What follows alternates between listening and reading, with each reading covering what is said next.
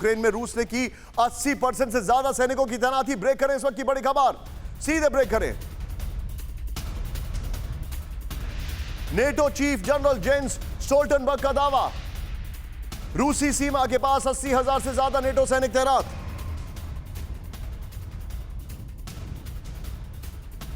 Ukraine का दावा, 6 महीने में रूस के 50,000 सैनिक मारे गए।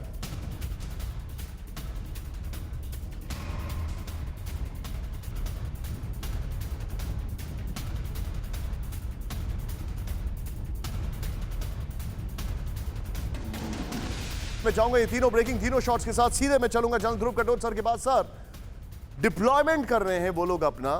क्या भेड़ बकरियों को पाल के साल में करोड़ों कमाना चाहते हो? यकीन नहीं हो रहा ना? तो साल में 3 करोड़ कमाने वाले सिखाएं तो क्यों देरी कर रहे हो? फ्रीडम ऐप डाउनलोड करो।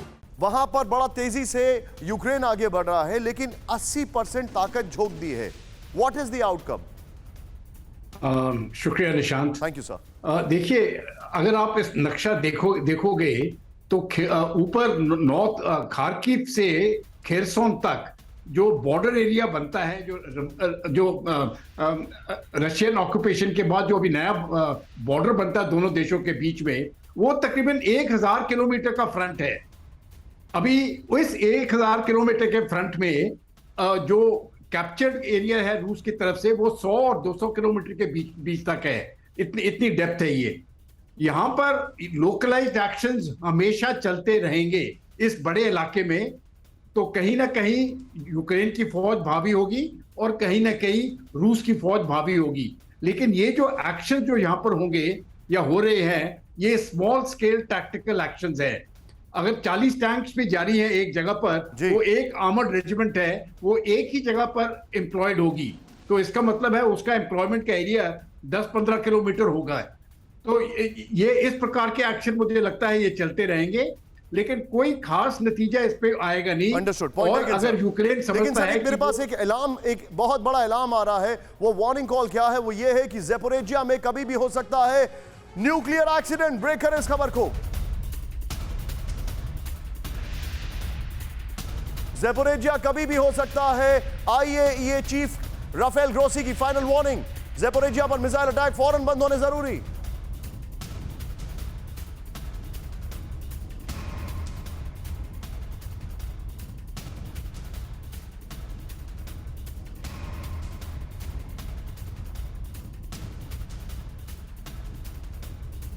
हो सकता है न्यूक्लियर डिजास्टर, ये खबर आ रही है। सीधे आइए बिग वॉल पर। ये जो इंफॉर्मेशन, इसको बताना बहुत जरूरी है। Now we will go very very fast. यहां पर सीधे आइए, जो इंफॉर्मेशन है, न्यूक्लियर प्लांट पर बमबारी पड़ेगी बहुत भारी। जो इंफॉर्मेशन है, ध्यान से देखें आप।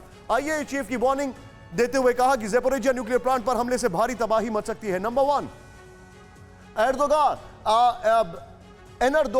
गोदार शहर में बमबारी से ब्लैकआउट हुआ, जिससे प्लांट पर खतरा बढ़ गया है। भीषण शेलिंग से एनरगोदार में बिजली के प्लांट को बहुत नुकसान पहुंचा, यह भी खबर आ रही है। बमबारी के बाद के शहर में न बिजली है, न पानी है, न ही सीवेज सिस्टम है। मैं सीधे चलूंगा इस खबर पर एक क्विक रिएक्शन लेने के लिए अशोक सर के पास। Ashok sir, Zaporizhzhia nuclear power plant, ये एक बहुत बड़ा विक्टिम बनता जा रहा है इन दोनों कंट्रीज की पावर टसल में। क्या आपको लगता है we are very close to a nuclear accident? क्या आपको ऐसा लगता है?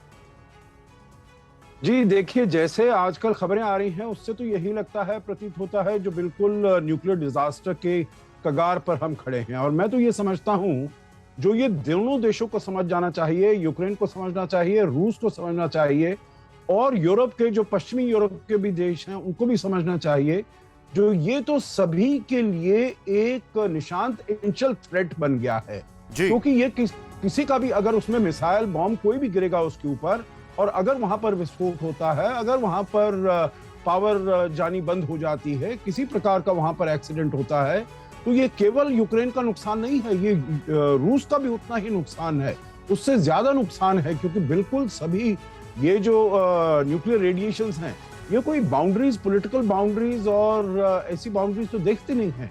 ये तो स्प्रेड करेगा। हमने देखा है कैसे हुआ था 1986 में चेर्नोबिल का जो एक्सीडेंट हुआ था, कहां कहां उसका प्रकोप सहन करना पड़ा था पूरी दुनिया को। और इसका अगर इस प्रकार से अनकंट्रोल्ड एक ऐसा डिजास्टर होता है, तो पूरी दुनिया के लिए ये बहुत ही सर डिजास्टर हानिकारक की आप सिद्ध बात होगा। कर तो रहे हैं, इसीलिए मैं एक बहुत बड़ा फैक्ट आपसे अशोक सर शेयर कर रहा हूं और आप जरा देखिएगा इसको।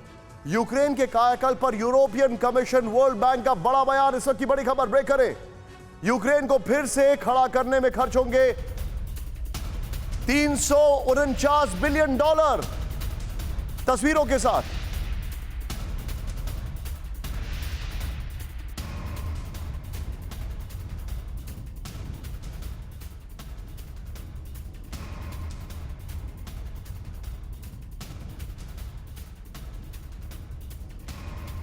पहली स्टेज में ही यूक्रेन को चाहिए $17 बिलियन।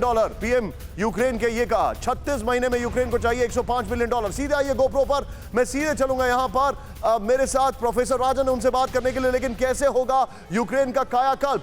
यूक्रेनी सरकार, यूरोपियन कमीशन और वर्ल्ड बैंक ने जॉइंट स्टेटमेंट जारी किया। नंबर 1, बहुत अच्छा ग्राफिक्स हमारी टीम ने आपके सामने बनाया, जरा ध्यान से देखें आप।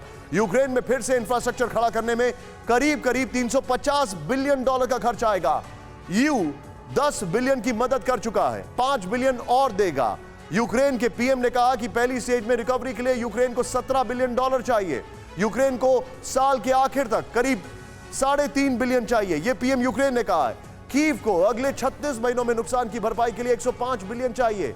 सोचे, जेलेंस्की ने भी नेटो से कहा था कि यूक्रेन को हर महीने $5 बिलियन चाहिए। मैं सीधे चलूंगा प्रोफेसर राजन के पास। सर, मेरा बड़ा सवाल आपसे यह है, जो तस्वीरें हम देख रहे हैं, जो हालात हम देख रहे हैं, इस रीडेवलपमेंट में, पहले हथियार देने में और फिर रीडेवलपमेंट में, जाहिर सी बात है अमेरिका ही आएगा। Hand sorted. देखिए निशांत, इतनी बड़ी रकम तो अमेरिका नहीं देगा, ना ही यूरोपियन यूनियन देगा। अभी जो रिपोर्ट्स हैं रकम नहीं, कॉन्ट्रैक्ट्स, रीडेवलपमेंट प्रोग्राम, री इंफ्रास्ट्रक्चर जो तैयार करना हो, सब में। जी निशांत, मैं बोलूं? Yes sir, please go ahead. Hello sir, please go ahead, मैं सुन सकता हूं आपको। जी निशांत, आप सुन पा रहे हैं मुझे? Yes sir, please. जी, अभी जो बोला जा रहा है कि यूक्रेन लगभग 20 साल पीछे जा चुका है, यानी कि 2001 में जो स्थिति यूक्रेन की थी वैसी स्थिति यूक्रेन की जीडीपी की और इकोनॉमी की हो चुकी है। और अभी जो आप रिक्वायरमेंट बता रहे हैं उसमें जो $350 बिलियन की बात की जा रही है केवल रिकंस्ट्रक्शन के लिए, डेवलपमेंट की तो बात आगे होती है। और फिर जो रेफ्यूजी और दूसरे जो इश्यूज हैं उससे और हेल्थ इश्यूज हैं उससे और भी खर्च बढ़ने वाला है। तो वैसी स्थिति में मुझे नहीं लगता है कि कोई भी देश, चाहे वो यूरोपियन यूनियन हो या अमेरिका, इस ढंग की मदद यूक्रेन को कर पाएगा। और जो ट्रांजिट फीस और जो एग्रीकल्चर की जो स्थिति है वो भी काफ़ी ख़राब है। तो वैसी स्थिति में यूक्रेन की स्थिति काफ़ी ख़राब अभी काफ़ी दिनों तक चलेगी। और जो सपोर्ट आ रहा है, ज़्यादातर आप सपोर्ट देख रहे हैं वो मिलिट्री के सेक्टर में आ रहा है, मिलिट्री या जो डिफेंस के सेक्टर में, उसमें सपोर्ट है।